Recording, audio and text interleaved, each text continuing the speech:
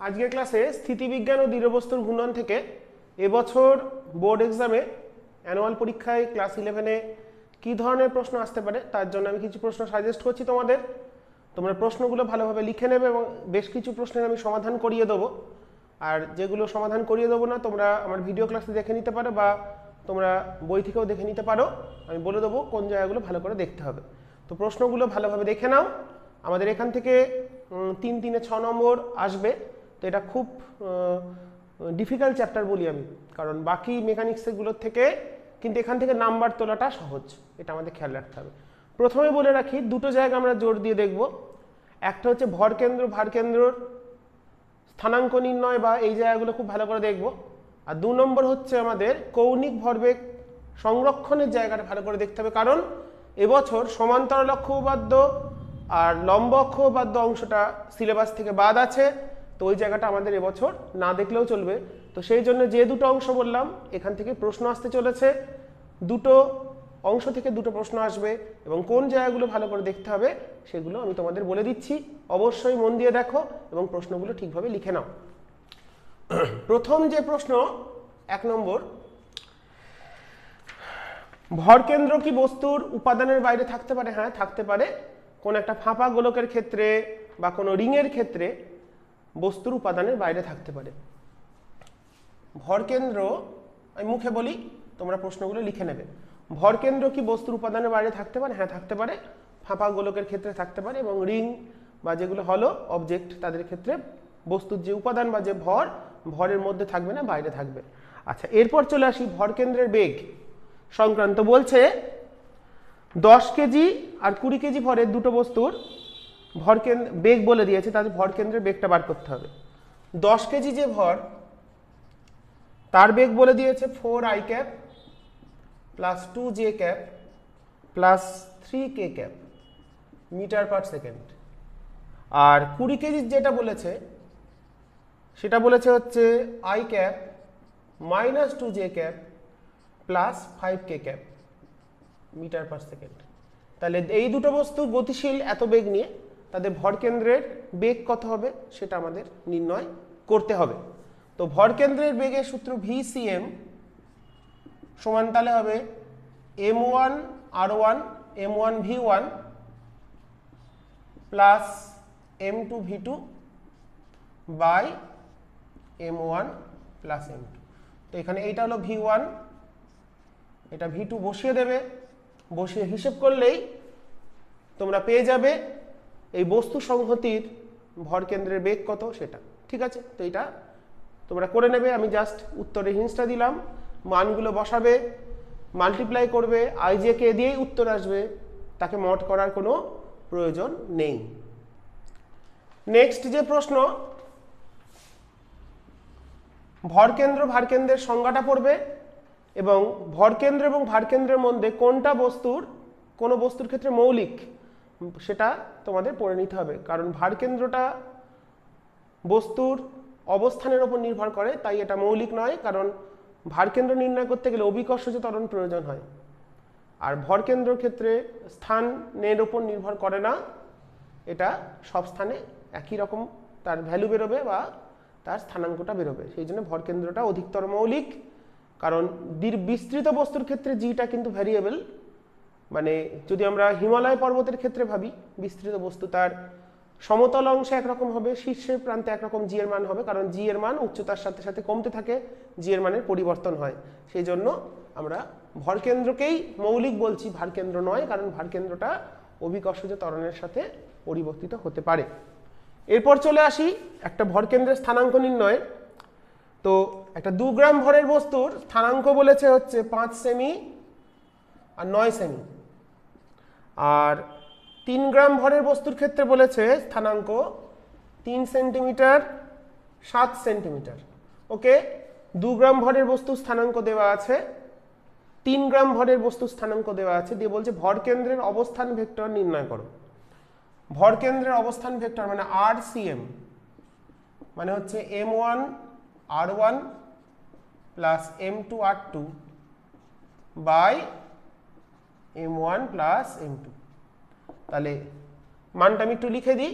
তাহলে 2 ইন্টু আর ওয়ানটা কত, এটা এক্স এটা ওয়াই, তাহলে 5i cap plus 9j cap plus 3 গ্রামের ক্ষেত্রে কত 3i cap plus 7j cap by 2 plus 3। উত্তরটা আই যে দিয়ে বেরোবে। এখানে যদি 3টে থাকতো তাহলে i plus i cap j cap k ক্যাপও নিয়ে আসতে হতো, সেটা পরিবর্তন হতেও পারে। আমি জাস্ট মডেল টাইপ প্রশ্ন বলছি কি ধরনের প্রশ্ন আসতে পারে, এটা হিসেব করে নেবে, দিয়ে উত্তরটা লিখে দেবে। ভরকেন্দ্রের স্থানাঙ্ক কত যদি বলে তাহলে সেটা শুধুমাত্র আই ক্যাপ জে ক্যাপের সহগগুলো লিখবে, আর যদি অবস্থান ভেক্টর বলে তাহলে এই আকারটাকে একটু সিম্পলিফাই করে হিসেব করে আই ক্যাপ কত আই ক্যাপ প্লাস কত জে ক্যাপ হচ্ছে সেটা লিখলেই হয়ে যাবে। 3 নম্বর প্রশ্ন আমাদের এরম ধরনের ভরকেন্দ্রের বেগ, ভরকেন্দ্রের স্থানাঙ্ক, অবস্থান ভেক্টর বার করতে দিতে পারে। এরপর চলে আসি চক্রগতির ব্যাসার্ধ কাকে বলে। চক্রগতির ব্যাসার্ধের সংজ্ঞা। চক্রগতির খুব ইম্পর্টেন্ট এবছরের জন্য। ব্যাসার্ধের সংজ্ঞা এবং কি সূত্র, কে সমান √i/m, এবং এই চক্রগতির ব্যাসার্ধের নির্ণয়, চক্রগতির ব্যাসার্ধ কোন একটা নিরেট চোঙের ক্ষেত্রে কোথায় হবে, ফাঁপা গোলকের কোথায় হবে, সেটা তোমাদের বার করতে দিতে পারে। আচ্ছা, এরপর চলে আসি 4 নম্বর একটা অঙ্ক। পৃথিবীর ব্যাসার্ধ বর্তমান ব্যাসার্ধের n গুণ হলে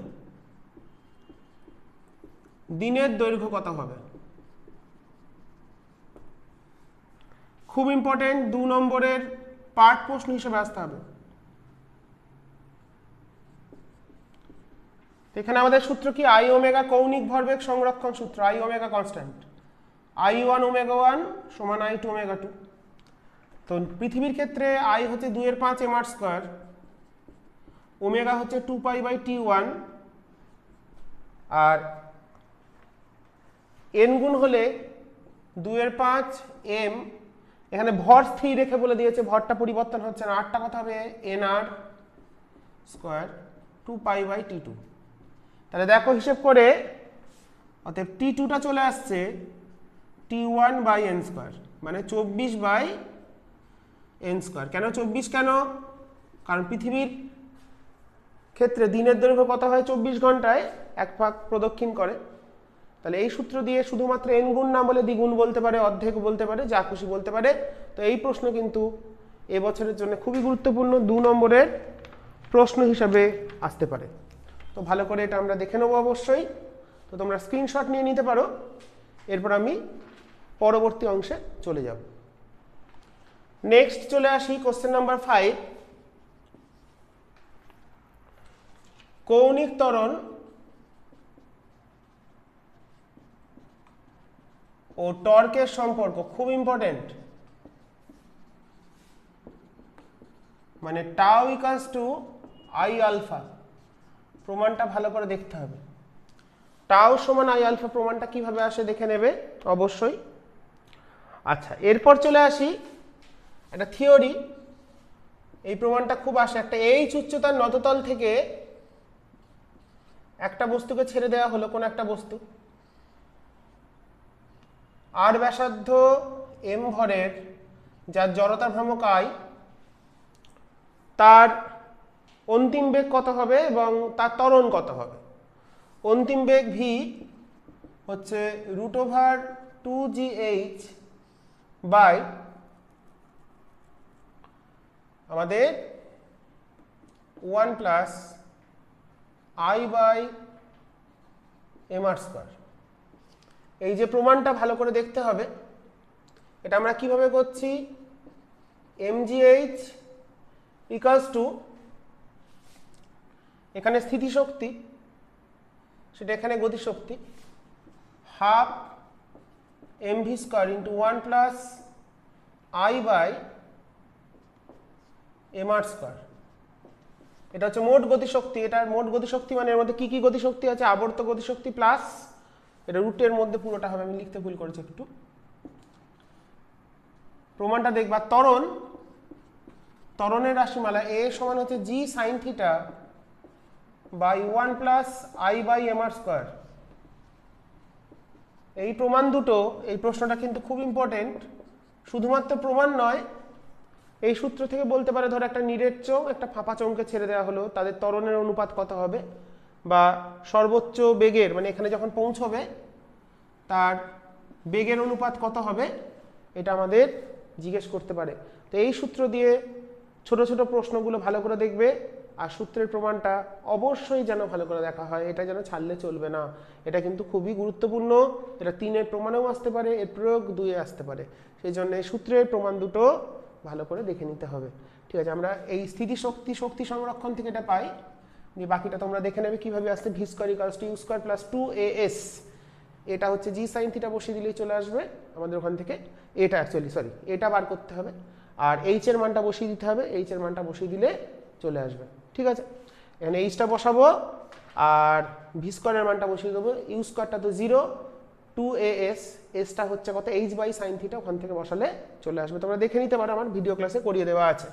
আচ্ছা 7, তাহলে এই সূত্রের প্রমাণটা অবশ্যই আমরা ভালোভাবে দেখব। কিসের প্রমাণ? একটা হলো ত্বরণের রাশিমালা, একটা হচ্ছে বেগের রাশিমালা। শুধুমাত্র প্রমাণ দেখব না, এই সূত্রে নিরেট চোঙ, ফাঁপা চোঙ, বৃত্তাকার প্লেট, রিং, নিরেট গোলক, ফাঁপা গোলক, ঠিক আছে, এই কটা ভালো করে দেখতে হবে। আচ্ছা, এরপর চলে আসি জড়তা ভ্রামক।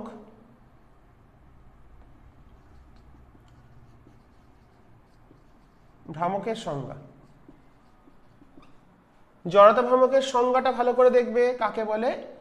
জড়তা ভ্রামক মানে হচ্ছে টর্ক বাই কৌণিক ত্বরণের অনুপাতকে জড়তা ভ্রামক বলে। এই সূত্র থেকে তোমরা করতে পারো, প্রযুক্ত টর্ক আর কৌণিক ত্বরণের অনুপাতকে জড়তা ভ্রামক বলে।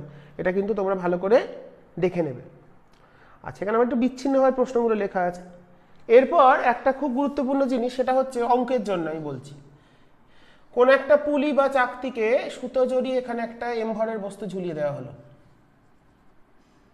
এর চাকতির ব্যাসার্ধ আর ভর এম, তো ত্বরণ বার করতে হবে। ত্বরণটা কত?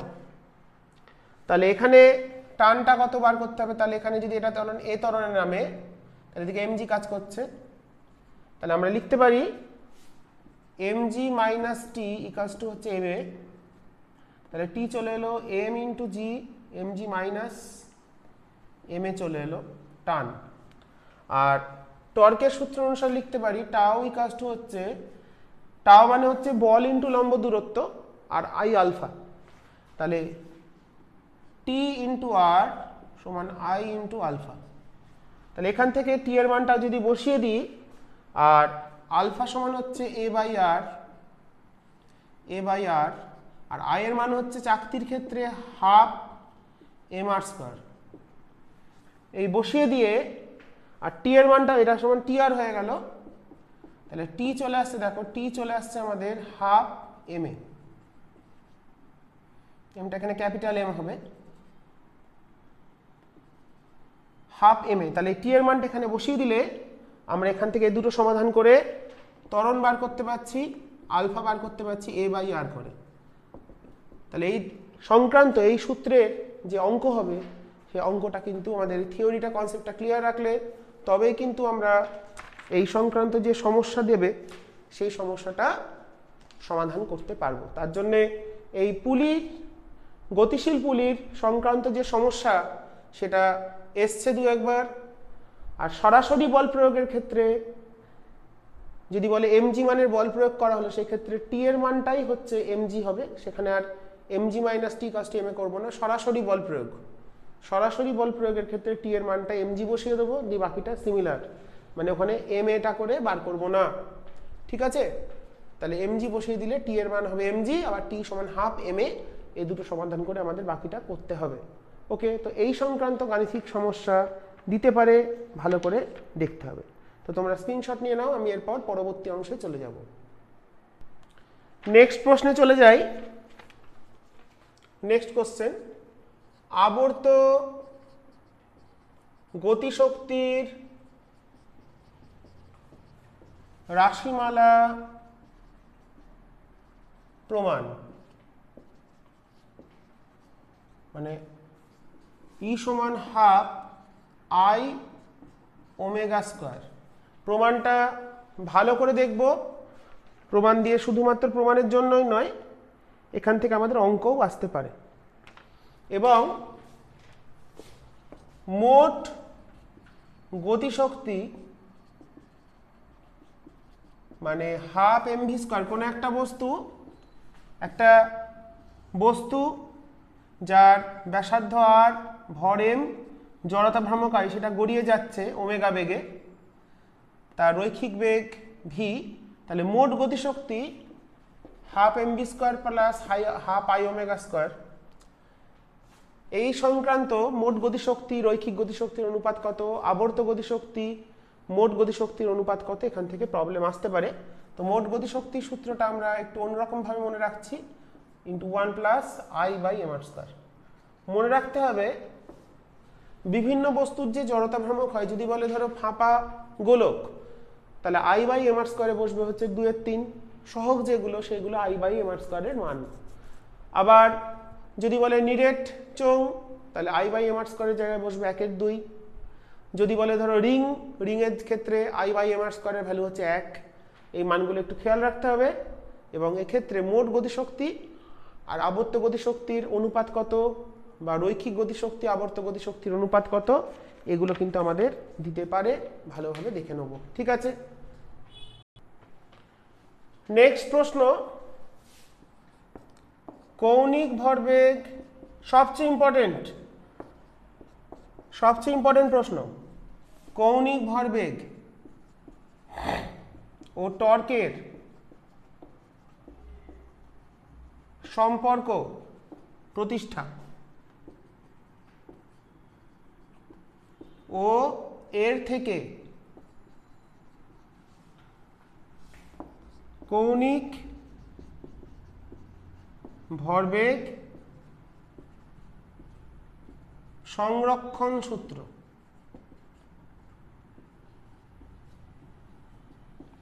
প্রতিষ্ঠা। ঠিক আছে, এটা কিন্তু মানে কৌণিক ভরবেগ এল সমান আর ক্রস এম ভি, এখান থেকে ডিএলডিটি করলে আসছে আর cross DDT of M V, মানে আর cross DDT of M V মানে এফ, এবার আর ক্রস এফ মানে টর্ক। তাহলে টর্ক চলে এলো ডিএল ডিটি, এটা হলো টর্কের সঙ্গে কৌণিক ভরবেগ সম্পর্ক। আর প্রযুক্ত টর্ক যদি শূন্য হয়, বাহ্যিক টর্ক যদি 0 হয়, টাও যদি 0 হয়, তাহলে ডিএল ডিটি 0, তাহলে এলটা হবে ধ্রুবক। মানে কি শিখলাম, কোনো অক্ষ সাপেক্ষে আবর্তনরত বস্তুর ওপর যদি কোনো টর্ক প্রযুক্ত না হয়, তাহলে তার কৌণিক ভরবেগ সংরক্ষিত হবে, অর্থাৎ আই ওমেগা ধ্রুবক হবে, মানে I1 omega 1, I2 omega 2, I3 omega 3, এগুলো সব সমান হবে। ঠিক আছে, এখন একটা অঙ্কও করেছি কৌণিক, তো এই প্রশ্নটা ভালো করে দেখতে হবে। কৌণিক ভরবেগ টর্কের সম্পর্ক স্থাপন করে আমি একদম ছোট করে লিখলাম, তোমরা একটু ব্যাপারটাকে কোনটাকে কি বলা হচ্ছে সেগুলো দেবে, পারলে একটা ছবি দেবে। হ্যাঁ, কোন দিকে কৌণিক ভরবেগের ক্ষেত্রে, ধরো মানে কেমন বলছি, ধরো একটা বস্তুর দিকে ঘুরছে, এটা হলো তার এমভির দিক, এটা অক্ষ, তাহলে এইটা হচ্ছে তার ব্যাসার্ধ ভেক্টর আর এর দিক, এটা হচ্ছে এল কৌণিক ভরবেগের দিক। এটা যদি অ্যান্টি ক্লক ঘোরে তাহলে আপ, ক্লক ঘুরলে ডাউন। তো এই ছবিটা vector representation of angular momentum, এটা যদি দেয় ছবির সাহায্যে, ছবিটাও দিয়ে থাকে 1 নম্বরে, তো ছবিটাও কিন্তু দিয়ে দিতে হবে। এবং কৌণিক ভরবেগ সংরক্ষণ সূত্রের যে বিবৃতি, বাহ্যিক টর্ক প্রযুক্ত না হলে কোনো নির্দিষ্ট অক্ষ সাপেক্ষে আবর্তনরত বস্তুর কৌণিক ভরবেগ সংরক্ষিত হয়, এই বিবৃতিটা ভালো করে রেডি রাখবে এবং এই প্রমাণটা নিশ্চয়ই ভালো করে দেখবে, কারণ এবছর এটা খুবই জরুরি দেখা, ঠিক আছে? এটা কিন্তু ভালো করে দেখতে হবে, ঠিক আছে? আচ্ছা, এরপর চলে আসি আমরা নেক্সট প্রশ্নে। তোমরা স্ক্রিনশট নিয়ে নেবে।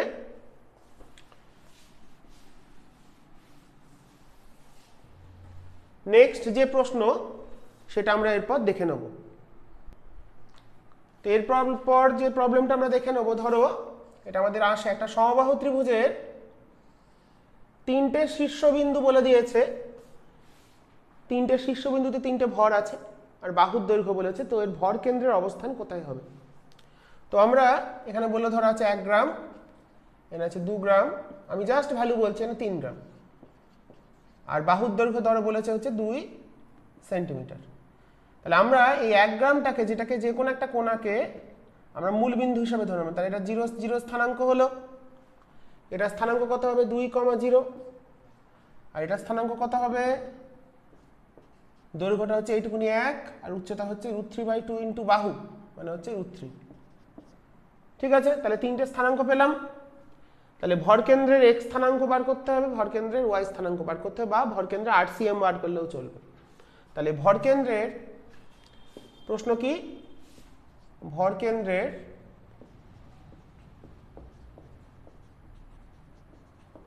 অবস্থান ভেক্টর, আমি একবারে অবস্থান ভেক্টরটা বার করছি, এটা আমি কমপ্লিট করে দেখাচ্ছি।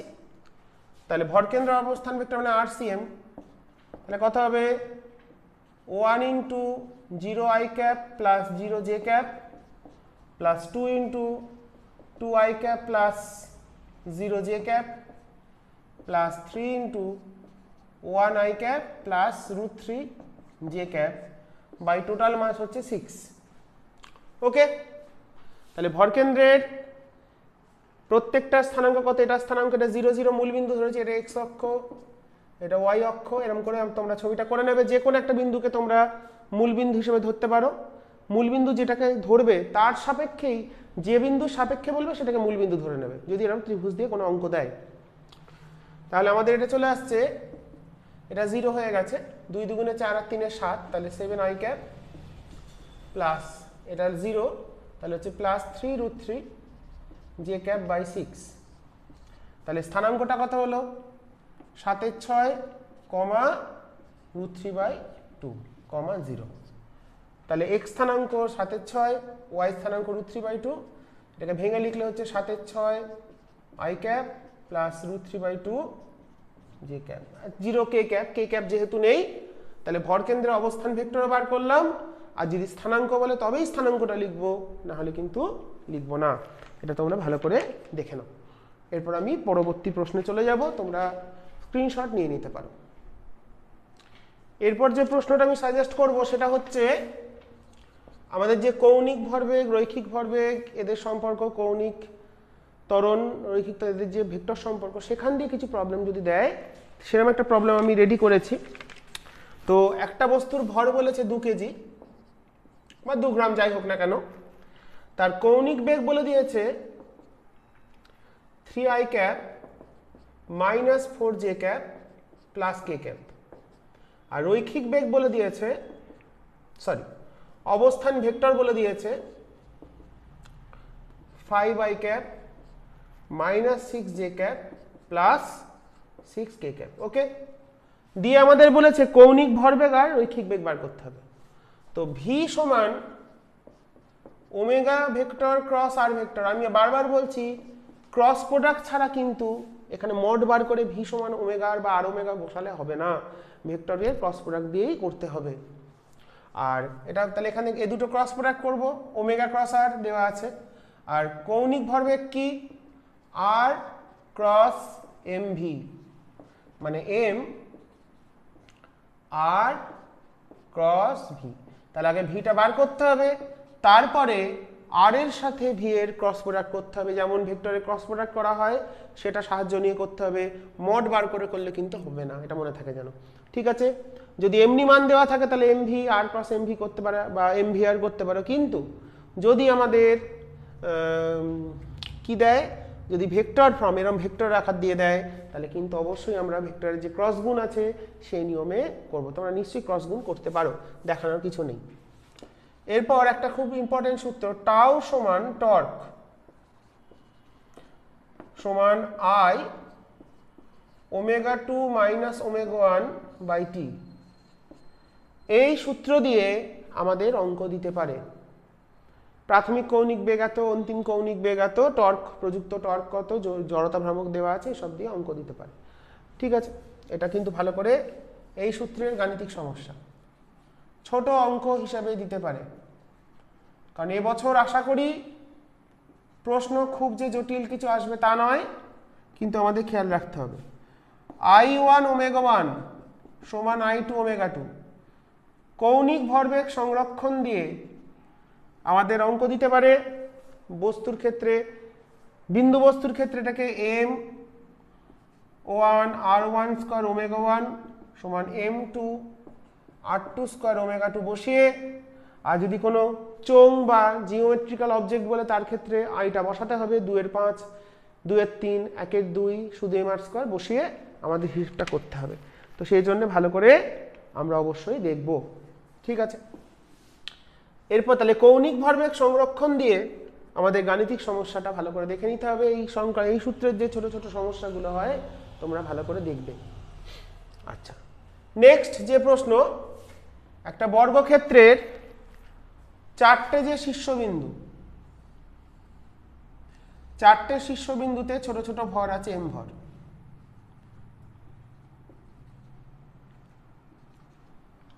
এই 4টে শীর্ষবিন্দু বাহু বলে দিলাম, ধরো এ বি সি ডি একটা বর্গক্ষেত্র। তো এর জড়তা ভ্রামক নির্ণয় করতে হবে ঘূর্ণাক্ষ সাপেক্ষে। তক্ষগুলো কি? একটা অক্ষ বলল এ বিন্দুগামী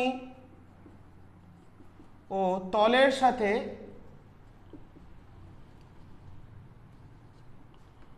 লম্ব অক্ষ সাপেক্ষে আই কত। 2 নম্বর বলল এ বি বাহুর সাপেক্ষে আই কত। 3 নম্বর বলল ভরকেন্দ্রগামী, মানে এর যে ভরকেন্দ্র মানে সেন্টার, ভরকেন্দ্রগামী লম্ব অক্ষ সাপেক্ষে আই কত। তো এই ধরনের প্রশ্ন শুধু যে বর্গক্ষেত্র দেবে তা নয়, আয়তক্ষেত্র দিতে পারে, বিভিন্ন অন্যান্য বস্তুও দিতে পারে। তো তার জন্য তোমরা ভালোভাবে দেখে নেবে এই ধরনের প্রবলেমগুলো। ঠিক আছে, তো এরপর আমরা চলে যাব পরবর্তী কিছু গাণিতিক সমস্যায় যেগুলো আমাদের আসতে পারে এই অধ্যায় থেকে। সাম্যাবস্থার, হ্যাঁ এটা আমাদের খেয়াল রাখতে হবে, সাম্যাবস্থার শর্ত।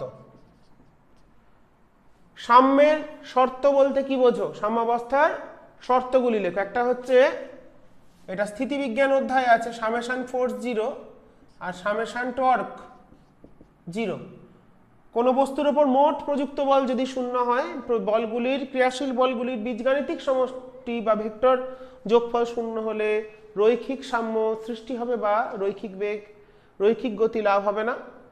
আর মোট টর্ক, প্রযুক্ত টর্কগুলির নির্দিষ্ট অক্ষ সাপেক্ষে টর্কগুলির বীজগাণিতিক সমষ্টি যদি 0 হয় বা ভেক্টর যোগফল 0 হয়, সেক্ষেত্রে আবর্ত গতি বন্ধ হবে, থাকবে না। তো আবর্ত সাম্য বজায় থাকবে। তো এই টর্কের শর্ত দুটো বা সাম্যাবস্থার শর্ত দুটো ভালো করে দেখবে। যে এই সূত্রের প্রয়োগে মই-এর সাম্যাবস্থার গাণিতিক সমস্যা দেখতে হবে। তো আমি একটা উদাহরণ হিসাবে দেখিয়ে দিচ্ছি, তোমরা দেখে নিতে পারো। এই ধরনের প্রবলেম, মানে সমীকরণ গঠন করা, ধরো বললে একটা মই আছে দেওয়ালে হেলানো অবস্থায়,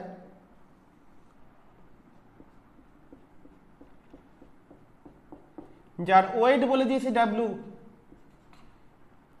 এই তলটা বলেছে মসৃণ, এটা অমসৃণ, এইটুকুনি দৈর্ঘ্য এক্স, এইটুকুনি দৈর্ঘ্য ওয়াই। এইখানে তলের লম্ব প্রতিক্রিয়া n1, এই তলের লম্ব প্রতিক্রিয়া n2, এইখানে একটা ফ্রিকশন কাজ করছে F। তাহলে এখানে সাম্যাবস্থায় আছে, এই কোণটা কত থিটা বার করতে দিতে পারে, বা ইকুয়েশনগুলো কি করে আমরা করব। সামেশন ফোর্স যদি 0 করি, সামেশন ফোর্স যদি 0 করি, এটা এ বিন্দু, এটা বি বিন্দু, তাহলে সামেশন ফোর্স 0 করলে দেখো ডাব্লু কে ব্যালেন্স করবে n1, ডাব্লু সমান হবে n1, ডাব্লুর উল্টো দিকে আছে n1, আর n2 এর উল্টো দিকে আছে F, আর n2 কে ব্যালেন্স করবে ফ্রিকশন, মানে হচ্ছে মিউ 1, এই তলের ঘর্ষণ গুণাঙ্ক মিউ বললাম, তাহলে মিউ n1। ওকে, সামেশন ফোর্স 0 করে দুটো সমীকরণ পেলাম। সামেশন টর্ক 0, বলের ভ্রামকের বীজগাণিতিক সমষ্টি 0, টর্ক টাও বা জি লিখতে পারো তোমরা, বইতে জি আছে, সেটা লিখলে এ বিন্দুর সাপেক্ষে করলে, এ বিন্দুর সাপেক্ষে মোট টর্ক 0 হলে, টর্ক মানে বল ইন্টু লম্ব দূরত্ব, তাহলে এ বিন্দুর সাপেক্ষে হলে ডাব্লু ইন্টু x/2, এই বিন্দুর থেকে এর লম্ব দূরত্ব এইটুকুনি হচ্ছে x/2, এই পুরোটা x, সমান হবে n2 ইন্টু y, এটা ইকুয়েশন 3। আর বি বিন্দুর সাপেক্ষে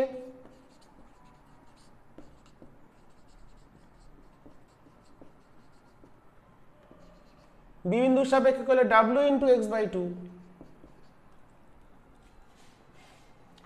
প্লাস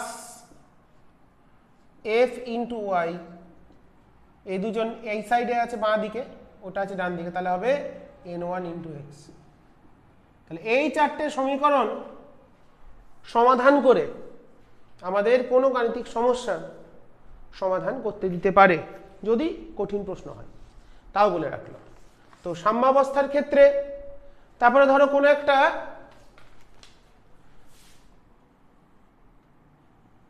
লাঠি বা কোনো একটা ধরো গাছ আছে, তার কোন জায়গায় দড়ি বেঁধে টানলে এটা সবচেয়ে সহজে এটাকে আমরা কাত করে ফেলতে পারবো, এগুলো তোমরা হোয়াটসঅ্যাপ যে প্রশ্ন হয় সেখানে পেতে পারো।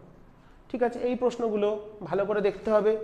3টি বলের ক্রিয়ায় সাম্যের সত্য ভিক্টরেও ছিল, এখানেও আছে, সেগুলো দেখবে। ল্যামির উপপাদ্যটা খুব একটা যে ইম্পর্টেন্ট তা নয়, কিন্তু ল্যামির উপপাদ্য প্রয়োগ করা শিখে রাখতে হবে ছোট ছোট প্রশ্নের জন্য। ঠিক আছে, তো এই আমাদের সাম্যাবস্থার ক্ষেত্রে এই মইয়ের প্রবলেম খুবই ইম্পর্টেন্ট, তো তার জন্য একটা একটু বুঝিয়ে রাখলাম সমীকরণগুলো কিভাবে আসতে। একবার এ বিন্দুর সাপেক্ষে মোট টর্ক 0, তারপরে বি বিন্দুর সাপেক্ষে মোট টর্ক 0, এই সংক্রান্ত এই টাইপের যে সমস্যাগুলো তোমাদের বইতে উদাহরণে আছে, উদাহরণের প্রবলেমগুলো ভালো করে দেখবে। উদাহরণ আসলেই যে পারবে তা নয়, ভালো করে বুঝে রাখতে হবে ছোট ছোট গাণিতিক সমস্যাগুলো। কিন্তু আমি আবার বলছি, এবছরের যা ট্রেন্ড মনে হচ্ছে, কৌণিক ভরবেগ সংরক্ষণ সূত্র আসতে চলেছে, সম্ভাবনা আছে। কৌণিক ভরবেগ টর্কের সম্পর্ক, কৌণিক ত্বরণের সাথে টর্কের সম্পর্ক, এই জায়গাগুলো আসতে পারে। আর ভরকেন্দ্র স্থানাঙ্ক নির্ণয়, ভারকেন্দ্র কাকে বলে, এর মধ্যে কোনটা মৌলিক, ভারকেন্দ্রের মধ্যে কোনটা মৌলিকত্ব বেশি, এই সব সংক্রান্ত প্রশ্ন তোমাদের দিতে পারে। তো এই জায়গাগুলো তোমরা একটু ভালো করে দেখবে, তাহলেই হবে। আর জড়তা ভ্রামক থেকে যে অধ্যায় থেকে দৃঢ় বস্তুর ঘূর্ণন থেকে আবর্ত গতিশক্তি, রৈখিক গতিশক্তির সম্পর্ক, তারপরে মোট গতিশক্তি সংক্রান্ত যে সমস্যা, ছোট ছোট সমস্যা, আবর্ত গতিশক্তি, মোট গতিশক্তির কত অংশ কোন একটা নিরেট গোলক গড়িয়ে গেল, ফাঁপা বা কোন একটা নততলের যে সমস্যাটা বললাম প্রমাণটা, ওটা কিন্তু অবশ্যই ভালো করে দেখো, ওখান থেকে সমস্যা হোক বা 2 নম্বরের প্রশ্ন হোক, কিছু একটা আসতে পারে। তো এই মোটামুটিভাবে দেখে যাও, তাতে যতটা হয় আশা করি কিছুটা হলেও তোমরা এখান থেকে কমন পেয়ে যাবে। আমি আর বেশি কথা বলছি না, কারণ সময় তো বেশি নেই। আর যতটা পড়া হয়েছে সেটা দেখে নাও, আর যদি মনে করো প্রয়োজন নেই নাও দেখতে পারো, কোনো অসুবিধা নেই। ঠিক আছে, চলো আজ এই ক্লাস এখানে শেষ করছি। আর দেখা যাক পরবর্তীকালে থার্মোডিনামিক্স বা তাপগতিবিদ্যা থেকে যে আমাদের তাপগতিবিদ্যা, গ্যাসের গতিতত্ত্ব আর তাপ সঞ্চালন, এখান থেকে কোন প্রশ্নগুলো গুরুত্বপূর্ণ আসতে পারে আমি একটু দেখে নেবো। সিলেবাস কোনগুলো বাদ দিয়েছে সেটা আমি বলে দেবো। তাহলে দৃঢ় বস্তুর ঘূর্ণনে কোনটা বাদ আছে?